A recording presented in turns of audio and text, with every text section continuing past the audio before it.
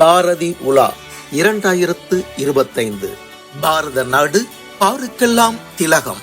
வழங்குவோர் techno products, தபம்ஸ் group of companies, auditor NRK, Savitri foundation, Manivasagar பதிப்பகம், Chennai Sai Sankara group of matrimonials, Bharathi Priya trust மற்றும் விசு கல்வி அறக்கட்டளை.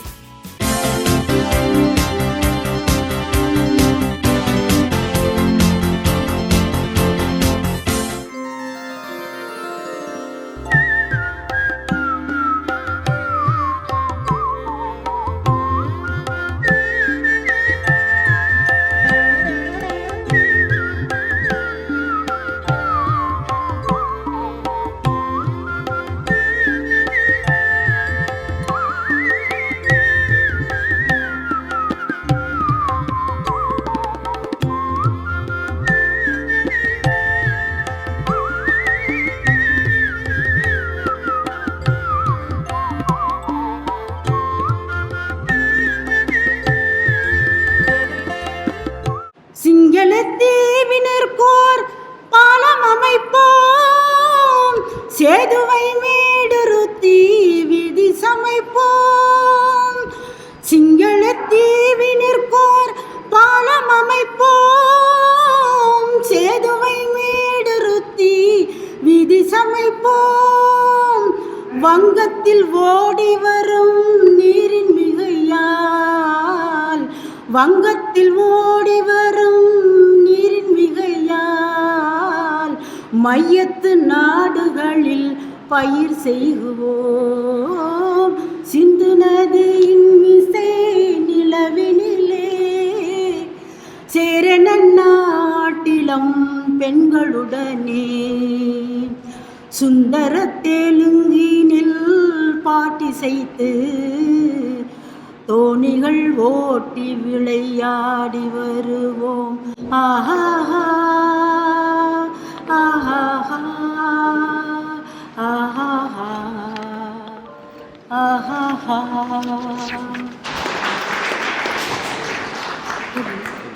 பள்ளி மாணவ மாணவிகளை, கல்லூரி மாணவிகளை, அவர்களை திறமைகளை உள்வாங்கி பாரதி உலாவுக்கு பெருமை சேர்க்கின்ற அளவிற்கு இளம் பேச்சாளர்களை நாங்கள் தயார் செய்து அவர்களுக்கு வாய்ப்பளித்து முறையாக அழைத்து முறைப்படி அந்த பேச்சரங்கத்தை நடத்தி அவர்களை தேர்ந்தெடுத்துக்கிறதை மரபாக கடைபிடித்து வருகிறோம்.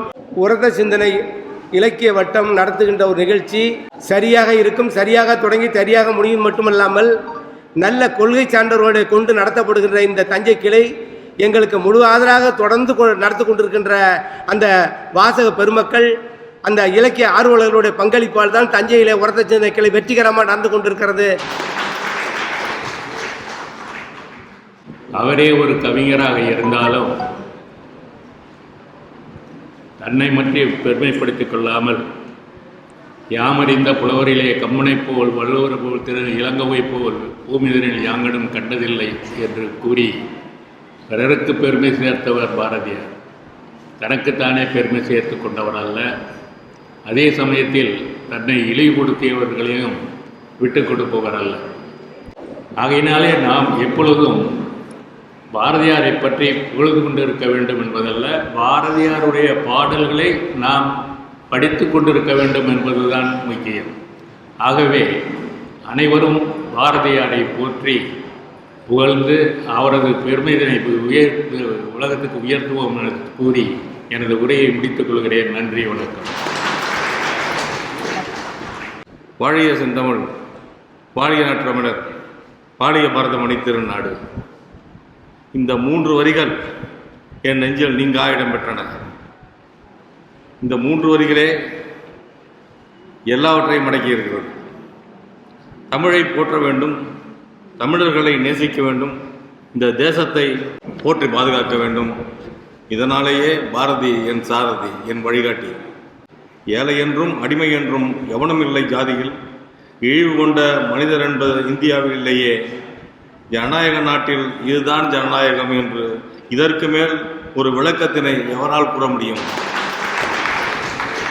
பாரதி சென்னையிலே மிகப்பெரிய மெரினா கடைகளில் பேசிக்கொண்டு இருக்கும் பொழுது 1000 பேர் நின்று கொண்டு அவருடைய தேசப்பற்றை கேட்டுக்கொண்டே இருப்பார்கள். உள்ள மெய்சிலுக்கு அவருடைய வார்த்தைகள் எல்லாம் கேட்டு கேட்டு ஒவ்வொருத்தரும் இந்த தேசப்பற்றோடு நடைபெற்றார்கள் என்பதுதான் மிகப்பெரிய செய்தி. இன்னும் அவர் சிறந்த ஒரு பாடகர். இன்னைக்கு ராகவனை சொல்றோம், சிறந்த பாடகராக அவர் இருந்திருக்கின்றார். இதை பத்தி ஒருத்தர் சொல்லுகின்றார், நாமக்கல் ராமலிங்க கவிஞர் சொல்றாரு, தொடர்ந்து 2 மணி நேரம் விடாமலே பாடக்கூடிய வல்லமை பெற்றவர் பாரதியார் என்பதை அறிந்து கொள்ளுங்கள். தஞ்சாவூரில் மன்னார்குடியில் நாகையூர் ஒன்று சிறு கிராமம். ரங்கசாமி ஐயர் சொல்லி ஒரு பங்களாவில் வாழ்றார். அவரை பார்ப்பதற்காக ஒரு குதிரை வண்டியில் ஒருத்தர் வரார். அதுலேயும் மத்தியானம் வேகமாக அந்த மன்னார்குடியில் அந்த கிராமத்துக்கு வரும் பொழுது எல்லாருமே ஒருத்தருமே கிடையாது. இவர் தலை மொட்டை அடித்திருக்கிறது, மீசை கிடையாது. வேகமாக வந்து அந்த மாடியில் ஏறி மேலே போன உடனே இந்த ரங்கசாமி ஐயா இருந்து யார் அப்படி வந்திருக்கிறா, உடனடியாக அவரு பின்னாடி போகிறாரு. போய் பார்த்தா அங்கே நின்றவர் பாரதி. அவர் பாரதி எதற்கு வந்தார் என்றால், அந்த ரங்கசாமி ஐயரிடம் இருந்த திலகரை பற்றிய ஒரு புத்தகம் இருந்தது. அந்த ஒரு பிரதி தான் இருந்தது. அந்த பிரதியை எடுத்து கொண்டு வந்து அடுத்த 2 நாள், ஏன்னா அவருக்கு பிடிவாரம் நிறையா இருக்கின்றது, அதையெல்லாம் கடந்து சுதேசமித்திரனில் வந்து பாலக திலகருடைய புத்தகத்தை முதல் வெளியிட்டவர் யார் என்றால் பாரதிதாசன் என்பதை இந்த இடத்தில் சொல்ல விரும்புகின்றேன். எட்டயபுரத்தில் பாரதி பிறந்த இல்லம் அரசு நினைவு இல்லமாக இருக்கின்றது. திருவல்லிக்கேணியிலே இறுதி நாட்கள் வாழ்ந்த இல்லம் அரசு நினைவு இல்லமாக இருக்கின்றது. புதுச்சேரியிலே 10 ஆண்டுகள் வாழ்ந்த இல்லம் அரசு நினைவு இல்லமாக இருக்கின்றது.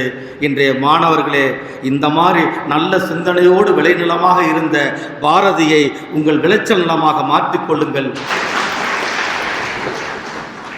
செய்க தவம் நெஞ்சே, தவம் செய்தால் எய்த விரும்பியதை எய்தலாம். வையகத்தில் அன்பிற் சிறந்த தவமில்லை, அன்புடையார் இன்புற்று வாழ்தல் இயல்பு என்பது நம் பாரதியினுடைய வாக்கு. அடுத்தவருக்கு காட்டும் பரிவு ஆண்டவனுக்கு செய்யும் உதவி என்கிறது வேதம். பிறர் கண்ணீரை தொட்டு துடைக்கிற விரல், ஆறுதல் தருகிற அன்பு, அரவணைக்கும் நேசம், இவைதான் இந்த உலகத்தினுடைய உன்னதங்கள். இந்த உன்னதங்களையே தன்னுடைய வாழ்க்கையாக்கி வரலாற்றில் இன்றும் வாழ்ந்து கொண்டிருப்பவர்கள் எத்தனையோ பேர் இருக்கிறார்கள். இரக்கத்தானே பிறந்தோம், அதுவரை இரக்கத்தோடு வாழ்வோம் என்று கூறியது மட்டுமல்லாமல் அதுபடி வாழ்ந்தவர் அன்னை தெரேசா. உலக வரலாற்றில் எல்லா நாடுகளும் முடிசூடி முத்திரை பதித்த மன்னர்களும் பூமிக்கு போதித்த தத்துவம் தாக்குவதே வலிமை. ஆனால் தாக்குவதில் இல்லை வலிமை, பிறரை தாங்குவதில் தான் உள்ளது வலிமை என்ற அமரத்துவம் பெற்ற தத்துவத்தை தந்த காந்தியை நம்மால் மறக்க இயலுமா? அரை நிர்வாண பக்கிரி என்று அருவருப்பாய் காந்தியை வெறுத்த வின்ஸ்டன் சர்ச்சிலை அவரது இறப்பு செய்தி கேட்டு கதறி அழ வைத்தது காந்தியின் அஹிம்சை என்கிற அன்பின் தத்துவம். வாடிய பயிரை கண்டபோதெல்லாம் வாடினேன் என்று அன்பின் உருவமாகவே வாழ்ந்த வள்ளலாரை நம்மால் மறக்க இயலுமா? அன்பின் வடிவாகவே இருந்து அன்பையே அனைவருக்கும் பரப்பி அன்பென்ற தவத்தை செய்த இயேசுபிரானை நம்மால் மறக்க இயலுமா? ஏன் நம் பாரதியை எடுத்துக் கொள்ளுங்கள். புவி அனைத்தும் போற்றிட வான் புகழ் படைத்த தமிழ் மொழியை புகழில் ஏற்றும் கவியரசர் தமிழ்நாட்டுக்கு இல்லை எனும் வசை என்னால் கழிந்தது என்பதுதான் பாரதிக்கு பாரதி மீதான நம்பிக்கை. ஆக தன்னை அனைவரும் எதிர்த்தாலும் தன்னுடைய மண்ணின் மீதும் தன்னுடைய மக்களின் மீதும் தன்னுடைய தாய் மொழியின் மீதும் அவருக்கு இருந்த அன்புதான் அவரை மகா கவியாக மாற்றியது. நான் உங்களை எட்டி உதைத்த கால்களுக்கும் தொட்டு தடவை மறுத்திடுங்கள், காயப்படுத்திய கரங்களுக்கும் கை கொடுத்து நட்பு பாராட்டுங்கள். காந்தியை போல அன்னை தெரசாவை போல வள்ளலாரை போல வாழுங்கள் என்றெல்லாம் கூறவில்லை. நீங்கள் உங்கள் மீது அன்போடு இருங்கள், உங்களுடைய பெற்றவர்கள் மீது அன்போடு இருங்கள், உங்களுடைய ஆசிரியர்கள் மீது அன்போடு இருங்கள், உங்களுடைய நலன் விரும்பிகள் மீது முதலில் அன்போடு இருக்க கற்றுக்கொள்ளுங்கள். முகம் கொடுத்து யாரிடமும் பேசாமல் முகநூலில் உலாவிக் கொண்டிருப்பதும், மனம் விட்டு யாரிடமும் பழகாமல் பணம் பின்னாலேயே ஓடிக்கொண்டிருப்பதும், புத்தியை தீட்ட வேண்டிய வயதில் சில மாணவர்கள் கத்தியை தீட்டிக் கொண்டிருப்பதும், இயற்கையையும் பணத்திற்காக பாழடித்து வாழும் பூமியை அழுக்கினால் திணறடிக்கிற இந்த நிலைமையை நாம் மாற்ற வேண்டும் என்றால் இயற்கை அன்னையை நேசிப்போம், சக உயிர்களின் மனங்களை வாசிப்போம், அன்பையே எப்பொழுதும் சுவாசிப்போம். அன்பில் சிறந்த தவமில்லை என்ற பாரதியினுடைய வரியின் ஆழத்தை உணர்த்த செயல்படுவோம். பழிவாங்கும் குணத்தால் பாவியாவதை விட மன்னிக்கும் குணத்தால் மனிதனாக மாறலாமே. நன்றி, வணக்கம். நாம் சுதந்திரம் பெறுவதற்கு முன்பே 100க்கு 90 பேர் 1ஆம் கிளாஸ் கூட படித்திருக்க மாட்டாங்க. படிப்பறிவில்லாத அன்றைய மக்களிடம் பகுத்தறிவால் உருவானதுதான் ஒற்றுமை. அந்த ஒற்றுமை இன்று இருக்கிறதா என்று எண்ணி பார்த்தால் அந்த ஒற்றுமை இன்று எறும்பு கூட்டங்களிலும் தேனீ கூட்டங்களிடம் மட்டுமே இருக்கிறது. இந்த இந்திய நாடு திறமையால் உருவாகவில்லை, வலிமையால் உருவாகவில்லை, செல்வத்தால் உருவாகவில்லை, செல்வந்தர்களால் உருவாகவில்லை. எப்படி உருவானது என்று சொன்னால் பெண்களின் ஒற்றுமையால் உருவானது என்று விவேகானந்தர் சொல்கிறார். எத்திர நாரியஸ்த பூஜ்யந்தே எத்திர தேவார திருராமந்தே. எந்த ஒரு சமூகத்தில் ஒற்றுமை இல்லை என்றோ அந்த சமூகம் இந்திய நாட்டிலே வாழ தகுதியற்றது என்று சொல்கின்றார். அந்த ஒற்றுமைக்காக அன்றைக்கு பல சுதந்திர போராட்ட வீரர்கள் நமக்காக பாடுபட்டு இருக்கிறார்கள். அப்துல் கலாம் சொன்னாராம், எதிர்கால இந்தியா வருங்கால இளைஞர்களிடம் கையிலே இருக்கிறது. எதிர்கால இளைஞர்களின் கையில என்ன இருக்கிறது?